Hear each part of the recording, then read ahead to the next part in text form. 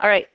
So we went over the transformations on the radical, right? And we drew it from the transformations. That's what we did on Friday. Now we're going to look through this. Write the radical function that results from applying each of the set of transformations. So what we're doing for today is we're going to go through, here is the radical function I give you, tell me stuff about it.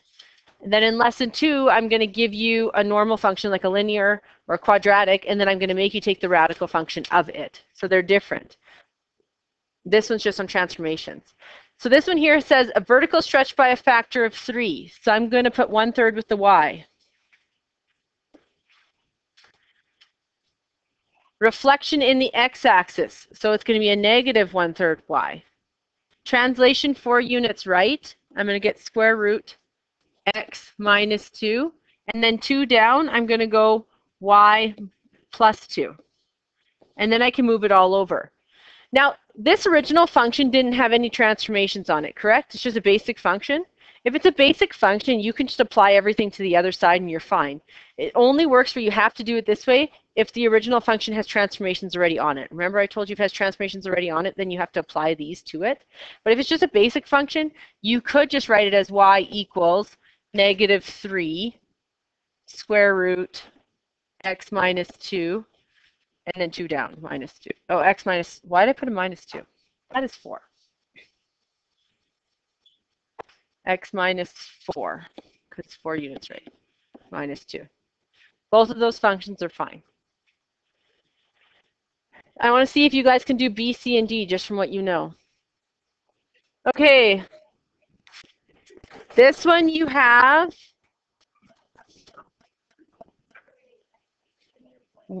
you guys, y equals 4 square root of 4x, 5 left, so x plus 5. It's a reflection in the y, so it's with the x, so it's negative 4. My smartboard is off. That's awesome. Negative 4. And 3 units up, so plus 3. This one's vertical stretch by a factor of 2 about the x-axis. Horizontal stretch by a factor of 3, so you're going to get 1/3 about the y-axis. 4 units left, so x plus 4, 1 unit up, plus 1.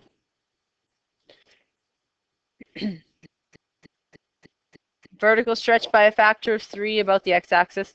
Horizontal stretch by a factor of 1/2, because with the x, you flip it, so 2. Reflection in the x-axis means negative 3.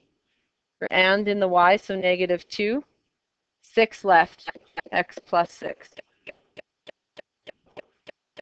So it's y equals negative 3 square root negative 2, x plus 6. So transformation questions on the diploma should be the easy things, right?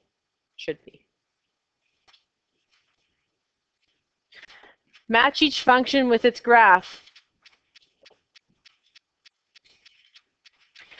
So all of these graphs have a vertical stretch by a factor of 2. All of them have a horizontal stretch by a factor of 1/2. All of them are moved 2 to the right, and all of them are moved 2 up. The only difference is the negatives, right? This one here has no negatives. So both of the graph is going to be going up. It's not going to be reflected in either way. So it's going to be this one. A. B, I have a reflection in the what axis? In the x-axis, so it's going to be going down. It's going to be going down, but it didn't flip in the y, did it? So it's C. So B equation goes on the C graph. C has a reflection in the y-axis, but not down, right? So it's D. This is the only, it has a, we're normally going this way, it's reflected in the y. And this one has a reflection in both, so it's going down and it's going to the left now. So D.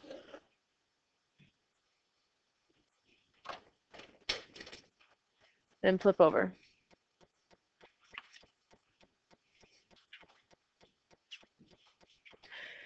Here's the catch. We have to write this radical, write these in the radical form. Whenever we've had to write equations before, it's a lot harder because the horizontal and vertical translations you can only find after you take the stretches and reflections off, and then you can see how you have to move to get the translations. But remember I told you radicals are awesome because they start at 0, 0. So if at any point in time they're not starting at 0, 0, you've had a horizontal and vertical translation. Okay? So we can actually do those first, even if we want to. So remember, our basic radical graph, if you don't remember, our basic radical graph was at 0, 0, 1, 1, and then 4 and 2.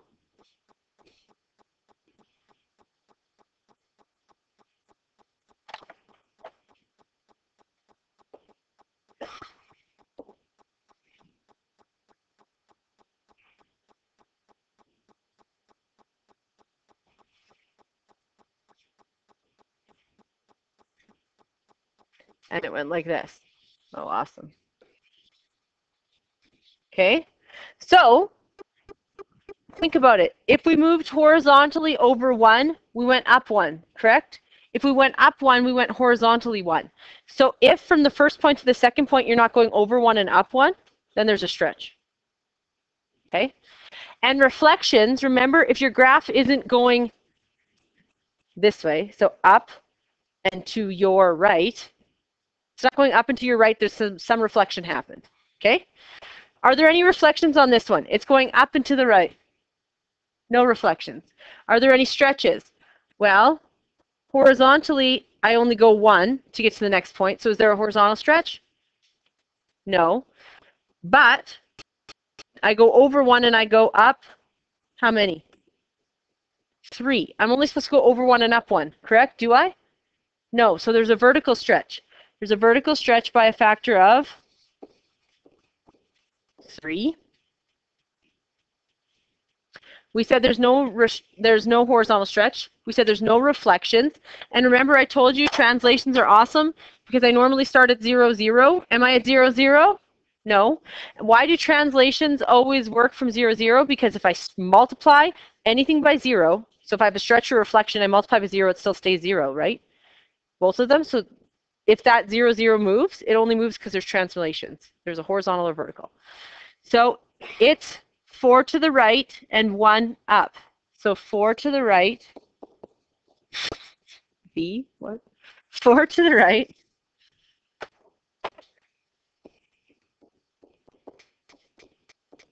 And 1 up.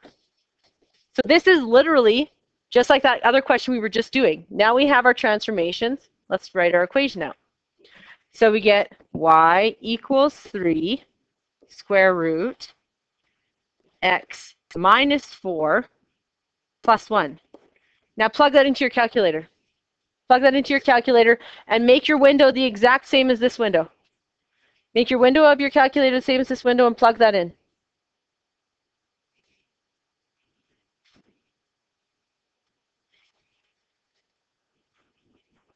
So this next graph, do I have any reflections? It's going up and to the right. So if it's going up and to the right, I have no reflections. Do I have a vertical stretch? Over 1, up 2 to get to the next point. So I don't have a horizontal stretch because it's still over 1. I have a vertical stretch of 2.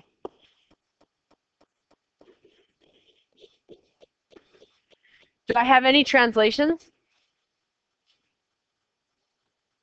Translations occur when it's not on 0, 0. Did it start on 0, 0? The graph? No, it didn't.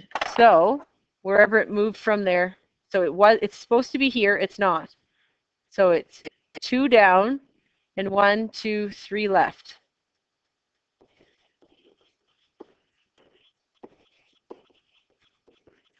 So I'm going to get y equals 2 square root x plus 3 minus 2.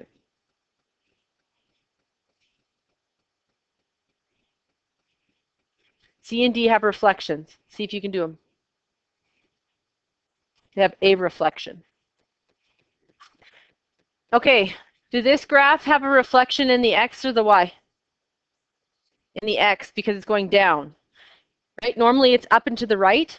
So if it's up and to the right, it didn't have any reflections. If it's to the left, it reflected on the y-axis. If it's down, it reflects on the x-axis. I don't know how I was going to turn my arm down that far around. It's scary sometimes.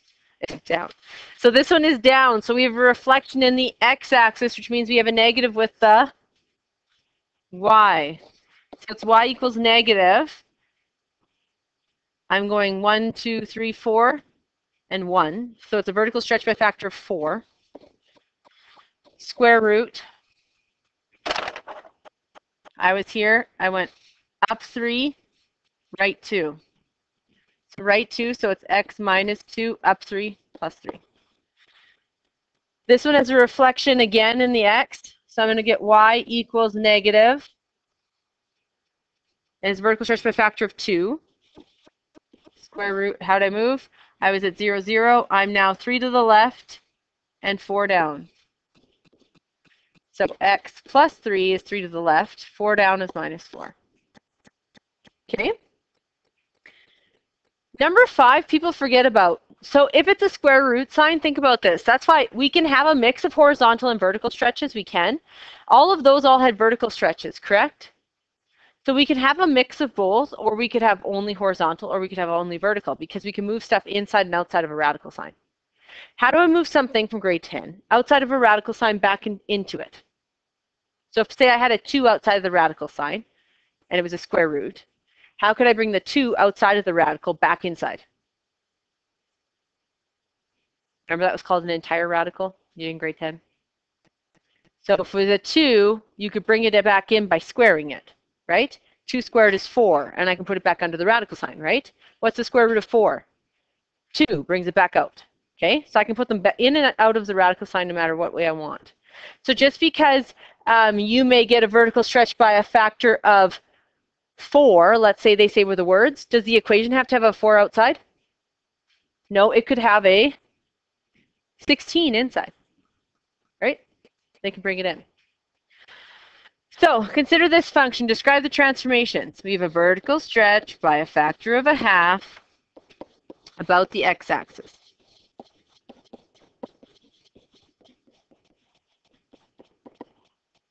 And you have a horizontal stretch by a factor of 1/6 about the y-axis. Now, before we get to any of this stuff, I'm just going to go to the bottom of the page here and explain something to you. So say I give you y equals 4 root x. That's a vertical stretch by a factor of 4, correct? If I gave you that, vertical stretch by a factor of 4, we agree? How can we put the 4 back inside?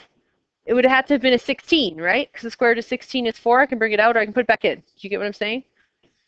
So this is the same as y equals square root 16x. Because remember, 16 I can take out and it would be a 4. Do we agree with this statement?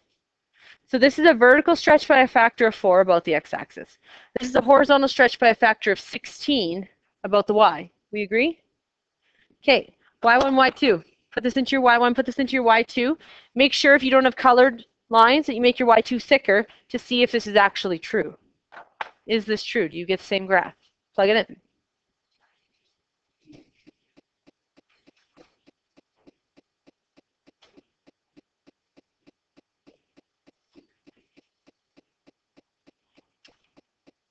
Really wish my calculator button was working this time. Do we get the same graph? You do. Now some people will be like, how is that even possible? Well, here you're multiplying the y's by 4 and the x's by nothing, correct? Here you're multiplying the x's by 1/16 and the y's by nothing. Now, if you take the exact same point and do this to it, you're not going to get the same point, correct? But a different point later on when you do the same thing to it here, or a different point earlier on when you do this to it, will actually land on the same spot. Go second table.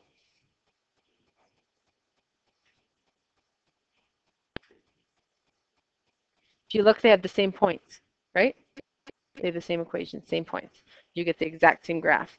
So remember that just because it says vertical stretch by a factor of 4 doesn't mean that the multiple choice answer won't be square root 16x.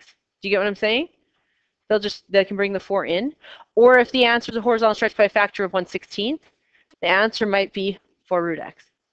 Okay, remember you can put it inside the radical or take it back out. We learned that in grade 10. Mixed radicals, entire radicals, mixed radicals, entire radicals. So let's look at B then. Write a function equivalent to y equals 1/2 root 6x in the form a root x.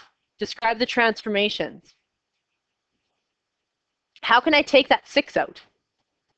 It's not going to be pretty. How can I take it out? I can rewrite this as y equals, what we did down here was I picked something that was nice. When I take the 16 out, this is technically square root 16 times root x, which is 4 times root x. Like that one was nice. This one's not nearly as nice, right? It's going to be 1/2. And then I can break a radical up into a whole bunch of little radicals multiplied, correct? Like if I had root x, I could root x squared. I could write that out as root x times root x, could I not? Root x squared, root x times root x. I can break it up into pieces. Same thing here. If I have root 6x, I can break that up into root 6 times root x. Because what do you do when you multiply radicals? You multiply what's on the outside by the outside and what's on the inside by the inside. So that's why you can split them up. So now my answer is actually y equals root 6 over 2 root x. Now some people are blown away. How did I get 1/2 and root 6 to be root 6 over 2? It's just fractions. 1/2 times root 6. Root 6 is just over 1, correct? It's just root 6 over 2. I just did fraction rules, like multiply, cross, multiply, blah, blah.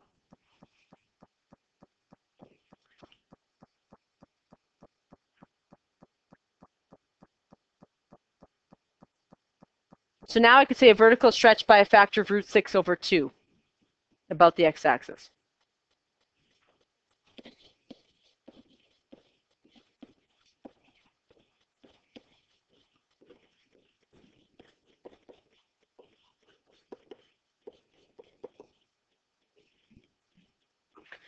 C is a lot nicer. Now it says write the function equivalent to y equals 1/2 root 6x in the form y equals root bx. They want everything underneath the radical. They want an entire radical. How can I bring that 1/2 and put it under the square root sign? What do I have to do to get it back underneath? Square it. So I'd get y equals root 1/2 squared. Because if I took the square root of 1/2, it'd be 1/2 outside.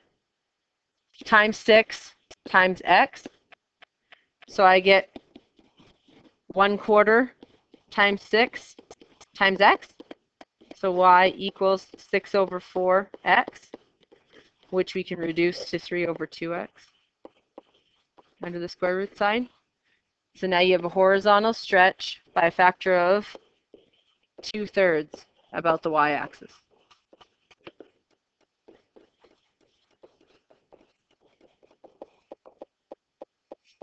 Okay.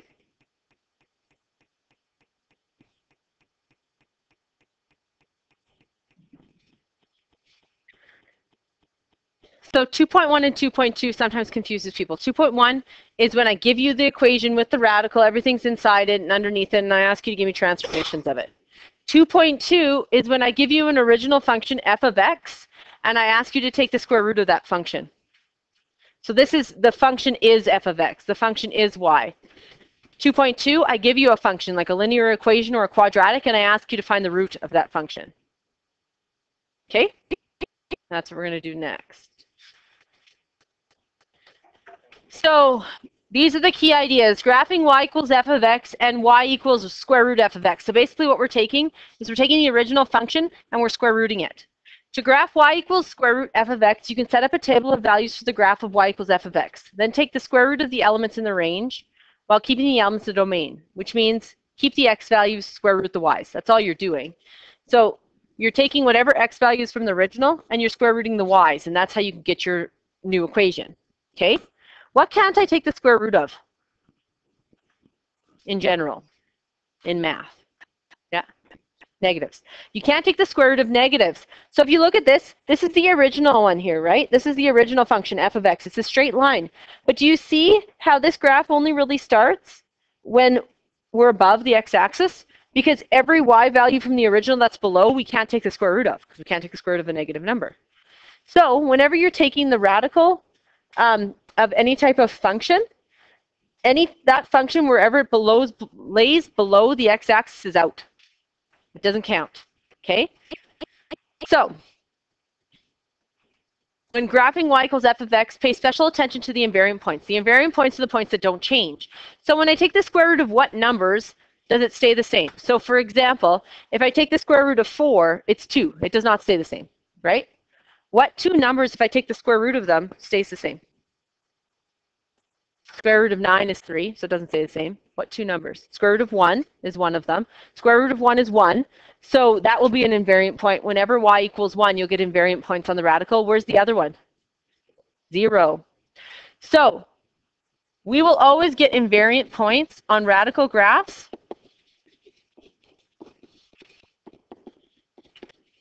invariant points occur when y equals 0 and 1. Because I am keeping the x values and square rooting the y values of the original function. If I square root 0 or square root 1, they're going to stay 0 and 1. So invariant means point doesn't change, right? Some people were getting invariant mixed up on the cum. They thought it meant the points that just stayed the same no matter what. Well, if you do a transformation on the equation and a new transformation puts the point back onto the other one, that's not an invariant point. That just means that you had a point there, you moved a certain point over here, and it ended up on top of that one. Invariant points means it doesn't change, okay? It doesn't mean that in the end that graph has the same still point there.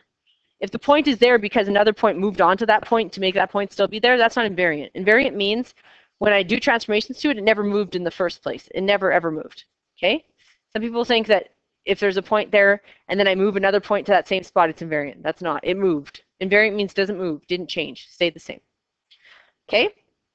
So in this graph, wherever on the original graph I have a point at 0 and a point at 1, I can just put dots there right away because they're going to stay there. They're not going to change, right? And then you're just going to take the square root of every y. So if I look here and I go to 4, I take the square root of that y, it's at 2. I can follow it down to the exact same x. And at that exact same x, I'm going to have 2. Then if I go to 9, 9's here, I follow it down to that exact same x, I'm going to be at 3 now. Because I take the square root of the y values. And that's how you get the new graph. Do you see how this graph doesn't base itself at all on these values here? Because the square root of -4 doesn't exist. So no point is going to exist. Square root of -2 doesn't exist, so no point will exist. So wherever the original graph is below the x-axis, there will be no graph. So the domain and range, you have to, if you draw the graph out, you'll see the domain starts at the x-intercept of this line, correct? Because I'm going to start at when y equals 0. What is y equals 0? The x-intercept. So whenever I want to find the domain and range of these radical graphs, I need to find the x-intercept of the original or the x-intercept of the new, because that's where it's going to start.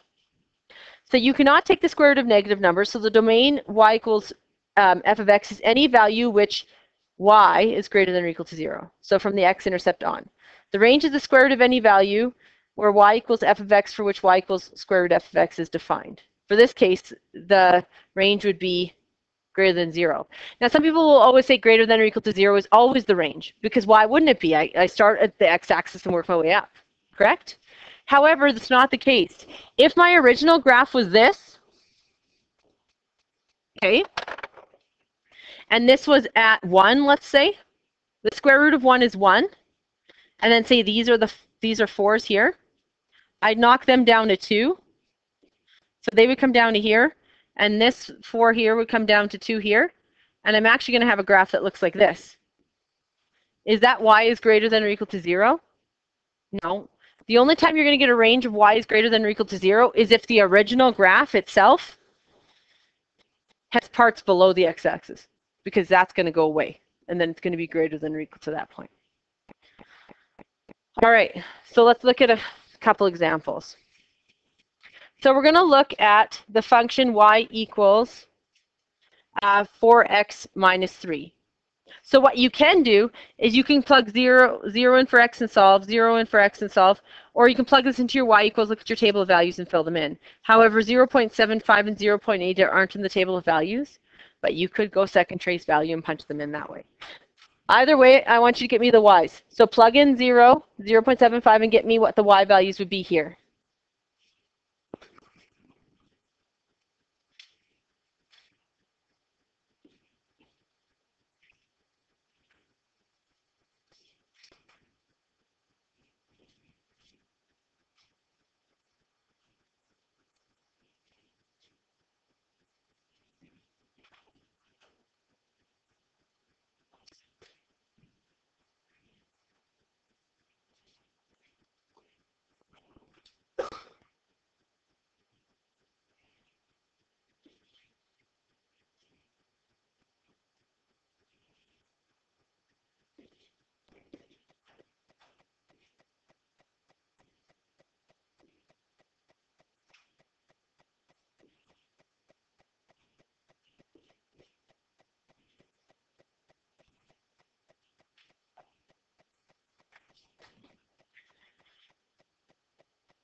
Four x minus 3 is a line, right? Just a good old line. If I wanted to draw it out, I could just start at -3, which is my y-intercept,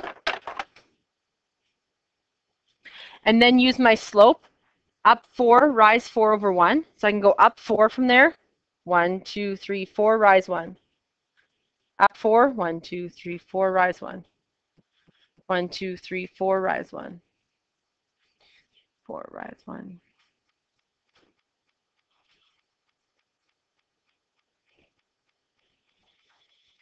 Let's pretend that's straight.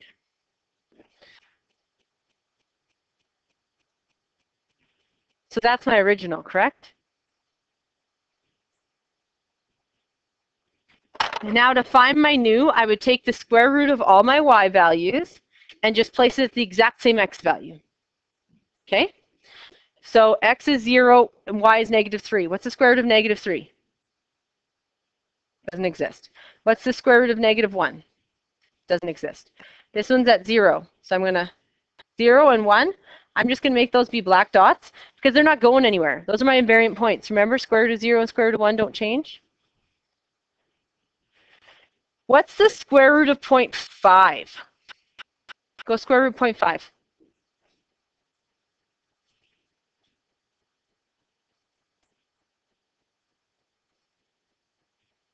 What's the square root of 0.5?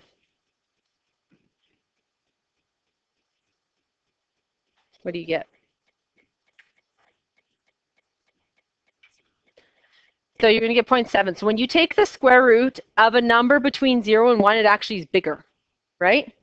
So at this point here where 0.5 is, it's going to be a little bit outside. So it's actually going to curve out of the line, outside of the line. It does a little curve like this that you can't really see because my line is so thick. But it does a little curve outside here. Then I go to 4. 4 is here. 4 is going to become what? 2. So I follow it down to the x that it's with, and I put it. And then I go to 9. Square root of 9 is 3. Why did I skip everything in between if I have a choice? Because those are perfect squares, and they don't make crazy decimals. The next one I would go to is 16. 16 is here. Square root of 16 is 4. So I follow it down at that exact same x value, which looks like it's kind of in the middle of those two, between 4 and 5. Follow it down, exact same x value till I hit 4. And then this will be my radical graph.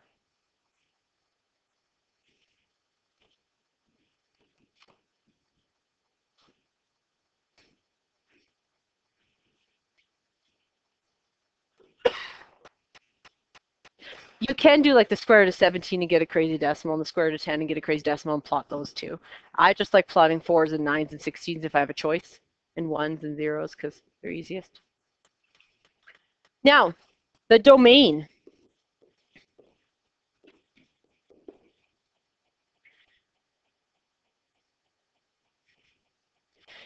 If we find the x-intercept of my original, I can give my domain, right? Because that's where it starts. It starts at the x-intercept. So all I have to do is find the x-intercept of this. So how do I do that? I go 0 equals 4x minus 3, add the 3, so 3 equals 4x, divide by 4, and x equals 3 over 4.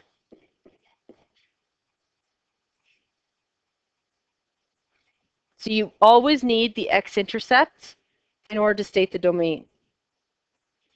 So now, is my graph bigger than that, like to the right of it, or to the left of it, of the x-intercept? My graph is here and then this way, correct? So it's going to be x is greater than or equal to, x is greater than or equal to 3/4. What's my range for that radical graph? Greater than or equal to 0. Remember, if some of the graph goes below, that'll always be your range, because that's where it's going to start.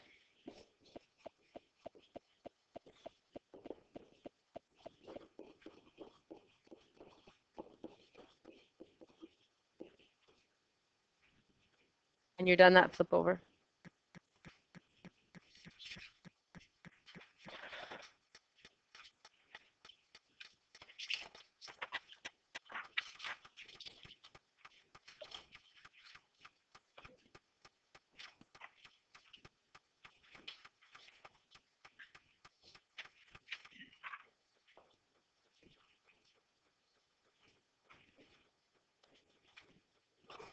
So we need to find out where these graphs intersect.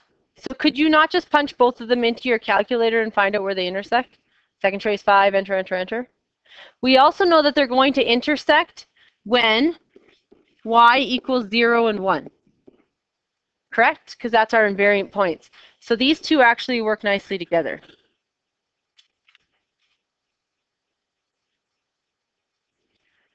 So if it's a point of intersection on the two graphs where they both intersect, do I have to plug 0 in for y into this one or this one? Trick question. If they're the exact same points on both equations, does it matter which one you plug it in? No. So most people pick this one because it's just easier than the radical one. But they're going to be the same point on both graphs, right? So it doesn't matter which one you pick. Just plug it in. So I'm going to plug in y equals 0, and I'm going to plug in y equals 1, and then I can find the invariant points too. These two are the same, remember? So y equals 0, I'm going to get 0 equals 4x minus 3, and I already solved this one on the other page. So 3 equals 4x. So x equals 4 over 3. Now we can't just write x equals 4 over 3. We're trying to find points of intersection. Points means x and y. So we have to write it as a point. 4 over 3 and 0. So that's my 1 point. And the other one is when y equals 1. So 1 equals 4x minus 3. Add 3. And I get 4 equals 4x. So x equals 1. So the point is at 1, 1.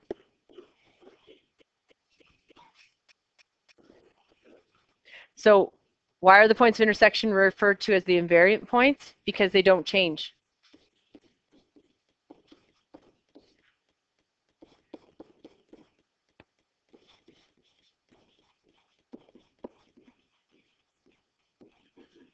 They stay the same because when you square root 0 or 1, you get the same number. Yeah. Yep. I did that on the other side, but not on this side.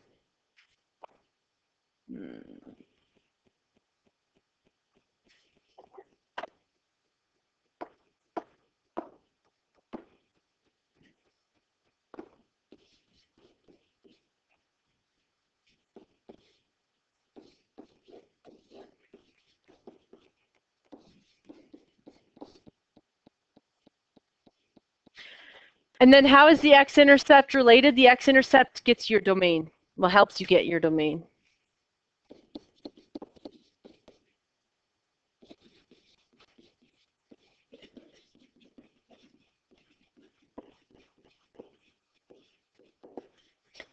When you have linear equations under radicals, your domain is really easy compared to quadratics. If you have a quadratic, it's a different ballgame. But if you have linear, you can just literally take the linear equation and say it has to be greater than or equal to 0 and solve it.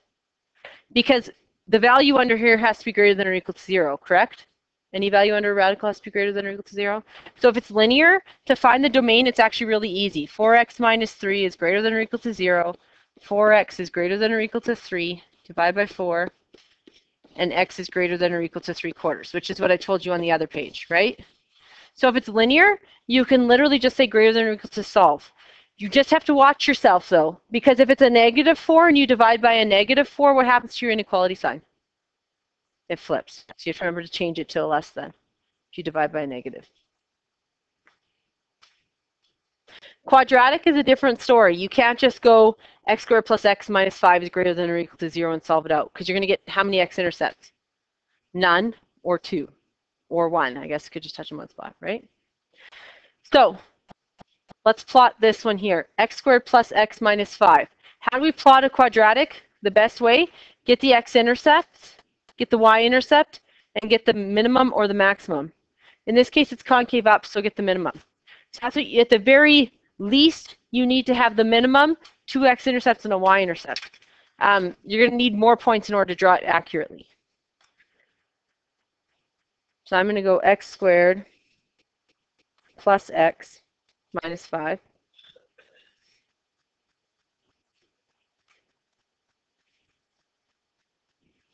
Your minimum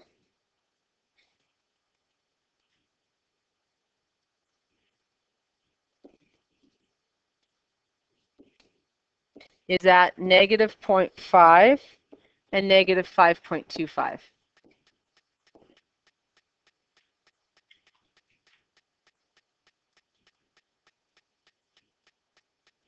Your y-intercept is at 0 and -5. Your x-intercepts you could solve. If you want x-intercepts, you can go 0 equals x squared plus x minus 5. 0 equals x plus 5, x minus 1. So x equals, that is not true. That is some bad math. That one's an ugly one. That one's a quadratic formula. Because 5 and 1 are the only factors and they don't get you 1. So you have to use quadratic formula. Or your calculator. Second trace, 2.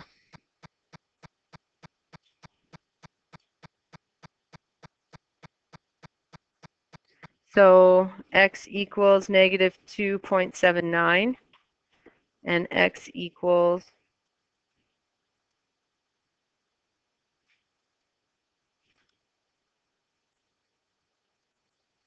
1.79.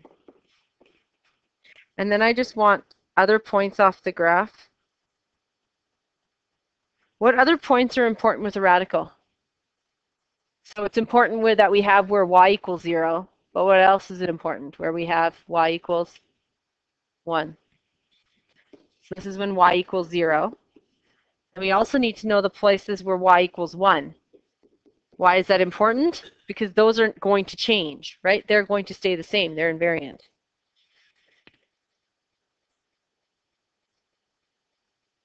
So y equals 1 at -3 and 1 and 2 and 1.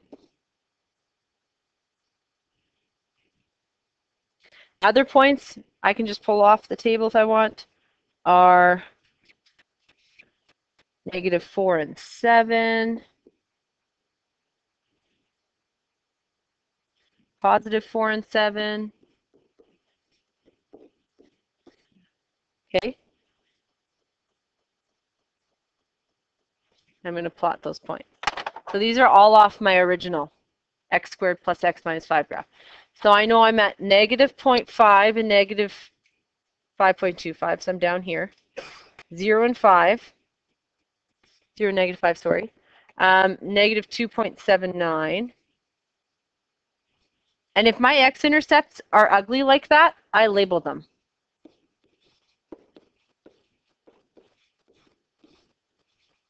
because my X-intercepts help me get my domain, right? So they're very, very, very important.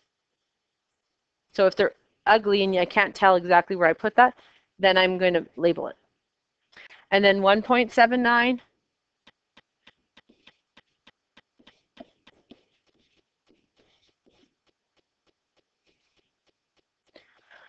-3 and 1. 2 and 1.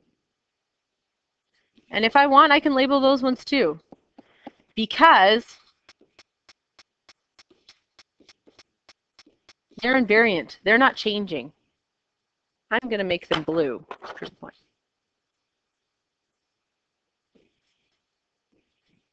They're staying the same on both graphs, right? If I square root 1 or square root 0, it stays 0 and 1. -4 and 7.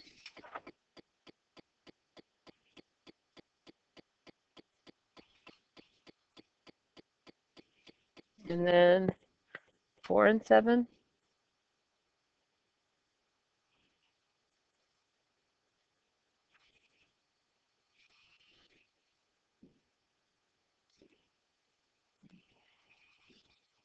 Please don't draw a quadratic pointed. That is an absolute value graph. A lot of people like give me this straight point down here. That's not a parabola. It's not a quadratic. Quadratics are rounded.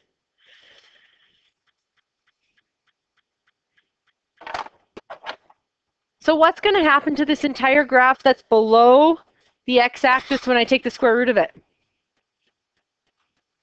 When I take the square root of any of these y's, they're all negative. What happens to it? It goes away, right? It's gone. Now, this is going to stay the same. This is going to stay the same. This is going to stay the same. This is going to stay the same. This is going to get a point at 0.7. Remember, the 0.5 point turns to 0.7. So it comes out here. It's hard to draw because it's so close to the tiny thing. And if I want to take these 7s and make them into my new graph, what am I going to have to do with the 7s? What do I do with all my y's on my original? Square root them. So if I go square root of 7, I get 2.64. So this one, which is at 4, -4, is going to be at 2.64. So it's going to be like here. And then this 4 is going to be at 2.64. So it's going to be like here. So this is what my graph looks like.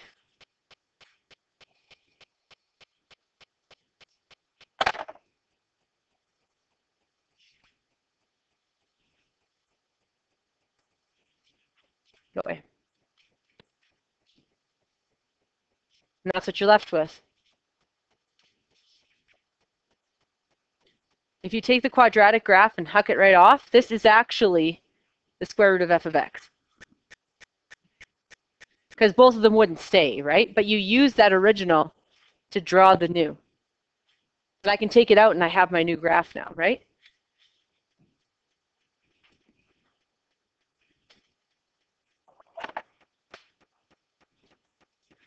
So the graph shows that the function extends to the left and right infinitely. So the domain of this function is what? This is why my x-intercepts are so important. It's going to be x is less than or equal to -2.79, right? For this piece. So it's going to be x such that x is less than or equal to -2.79. I can't put these together no matter how hard I try to put those domains together. I can't, because if you put them together, you're saying and. You're saying that there's a value x that exists here and here. There is no value of x that exists on both arms, so I have to write it out separately. So x is less than or equal to -2.79, or x is greater than or equal to 1.79 XER. Now we could write it in, instead of set notation, we could write it in our others, which is going to be -infinity to -2.79 square bracket because it's equal to, or square bracket 1.79 to positive infinity.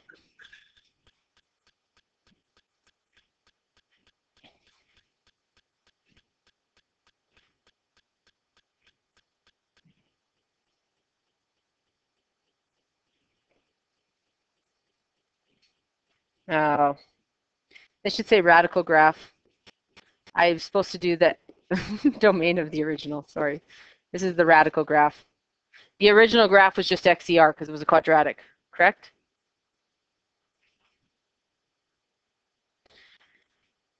What's the range of this graph? The domain is negative infinity to negative 2.79 or 1.79 to positive infinity. What's my range? Where does this graph start? At 0 and it goes up. Is it equal to 0 or is there an asymptote on there? It's equal to 0. Can I take the square root of 0? Yes. Remember the points are invariant at the 0s and the 1. So the range is going to be, oops, square bracket, because it's equal to 0 to positive infinity. And these are your invariant points.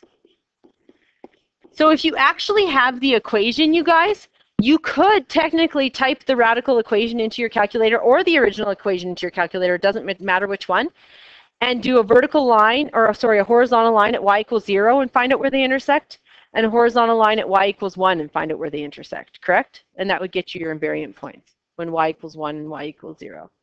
So if I drew a horizontal line like this and found out where it intersected with the radical graph, or a horizontal line like this at y equals 1, and I could do it to the radical or the original because it's invariant, means it's the same on both, correct? So a lot of people try and do it to the radical when you could do it right to the original.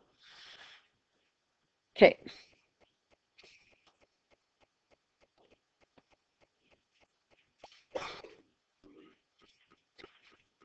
So for each point on the graph of y equals f of x, each of these points are on the original equation. Determine the corresponding point, round answer to the nearest tenth if necessary, on the graph y equals f of x. So you do that. So remember the important points between the original and the radical graph are the x-intercepts and when y equals 1. Right? So when x equals 0 and y equals 1 because they stay the same. So if I want to find the x-intercept for here, I can go 0 equals 3 minus 2x, negative 3 equals negative 2x, divide by negative 2, and x equals 1.5. So this is at 1.5 and 0.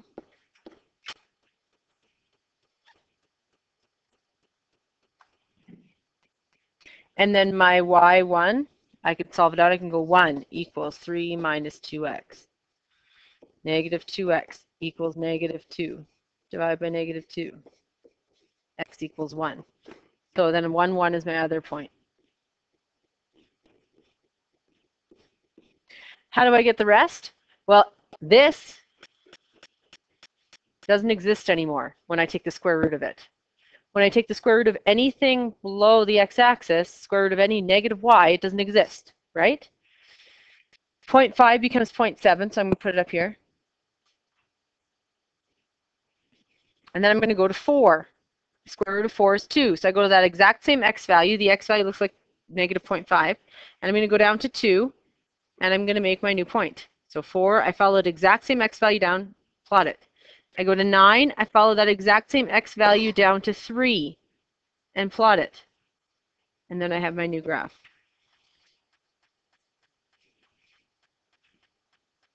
What's my domain?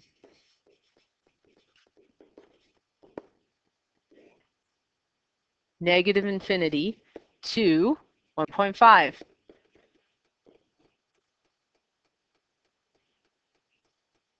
What's my range? 0 to positive infinity.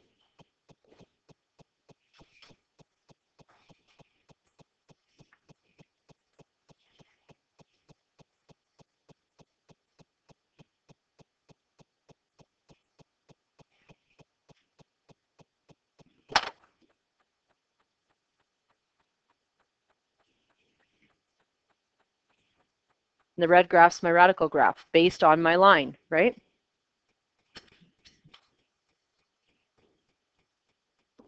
Move back. Oh, good.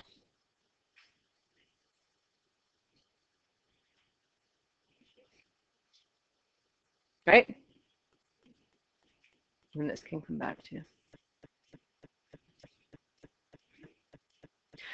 So when I plot the quadratic, I need where it equals, where where y equals 0, where y equals 1, and I need my minimum or my maximum, right? This is going to have a minimum.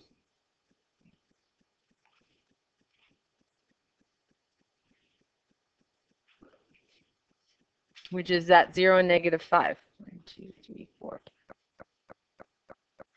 I could solve for my x-intercepts. I could go 0 equals x squared minus 5, add the 5 over, then take plus or minus the square root of 5 to get me x.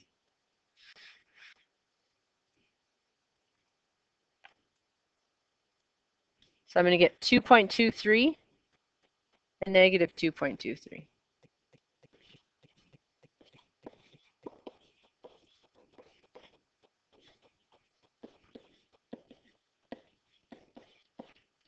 I also need to know where it equals 1. So I could just go y2 equals 1 and then find where they intersect with the graph, right?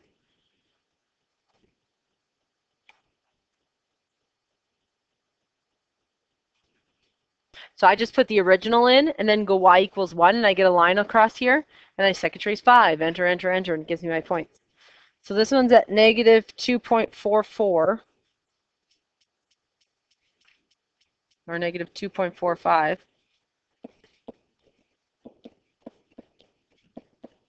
And this one is at positive 2.45 only because it's symmetrical about the y-axis. Positive 2.45 and 0. Then if I want other points, I could do negative 3 and 4 is another point. I can just go to my table of values. Negative 3 and 4. Positive 3 and 4. It's like negative 4 and 11. Positive 4 and 11. Oops. Positive 4 and 11. So that's my original. This is going to stay the same. This is going to stay the same. 0.5 is going to move up to 0.7. Stay the same. Stay the same. 0.5 is going to move up to 0.7. Square root of 4 drops down to 2. Square root of 4 drops down to 2. Square root of 11 is some crazy decimal. 3.3. So this drops down to 3.3.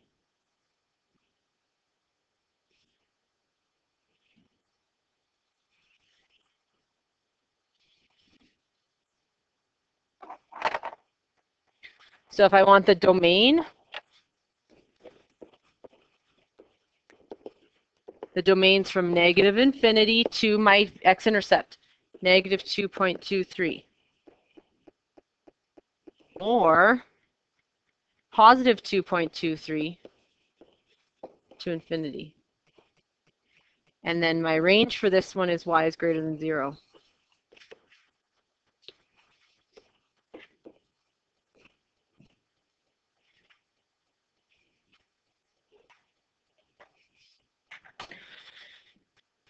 Your homework for these 2 pages, and remember, you can come tomorrow and work on these if you want to not work on CUME questions. It's up to you. I'm going to do 2 little quizzes at the beginning of class with CUME questions on it. Then after that, you can work on this homework, or you can study for your CUME on Wednesday. It's up to you. It's 2 lessons today, so you can choose what you want to do tomorrow. So page 72, number 1A, 2D, 3, 4BD, 5, 6, 9 to 11, and 16. Page 86.